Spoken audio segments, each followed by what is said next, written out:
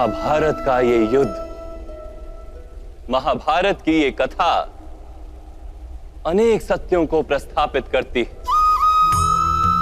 महानतम सत्य ये कि अलगपन और भिन्नता ही अधर्म का मूल है और एकात्मता ही धर्म का आधार है।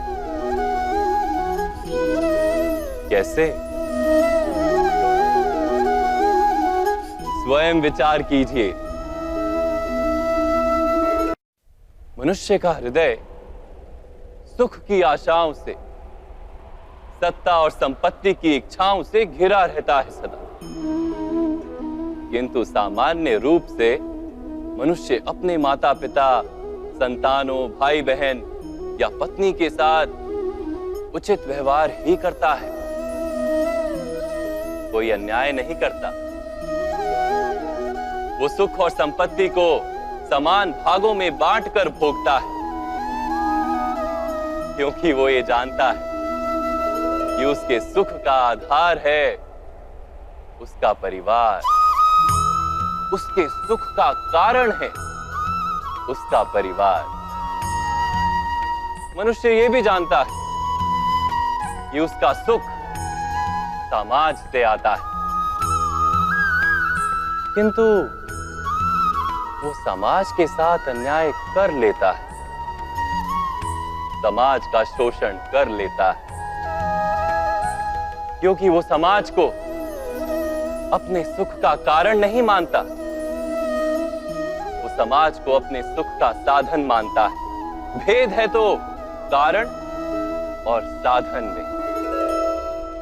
किंतु मनुष्य को जब ये बोध हो जाता है कि सारा संसार परमात्मा का ही रूप है, प्रत्येक जीव परमात्मा का ही अंश है, अर्थात कोई पराया नहीं, सब अपने, ये सारा संसार अपना ही है, अपना ही परिवार है, तो क्रोध का कोई कारण ही नहीं रह जाता। सारे संघर्ष, सारा वैर, सारा प्रतिशोध नष्ट हो जाता है। अंतर में परमात्मा और संसार में एकात्मता, यही धर्म का मूल सिद्धांत है।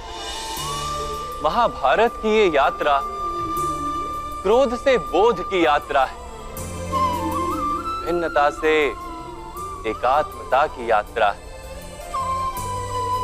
इस भूमि पर वास करने वाली प्रजा जब तक इस महाभारत की कथा को अपने स्मरणों में जीवित रखेगी, तब तक ऐसा विध्वंस पुनः नहीं होगा। कोई भी शक्ति इसकी महत्ता का वस्त्र हरण नहीं कर पाएगी। इस यात्रा में मेरे साथ प्रवास करने वालों को मैं अभिनंदन देता हूं। उनके हृदय में धर्म का बीज स्थापित हुआ है, वहां धर्म के फूल खिले। आपका कल्याण हो, संसार का कल्याण हो। ओम सहना भवतु। ईश्वर हमारा रक्षण करे। सहनो भुनक्तु। हम सब मिलकर सुख भोगें। सहवीर्यम करवावहे। एक दूसरे के लाभ हेतु प्रयास करें। तेजस्विनावधितमस्तु। हम सबका जीवन तेज से भर जाए।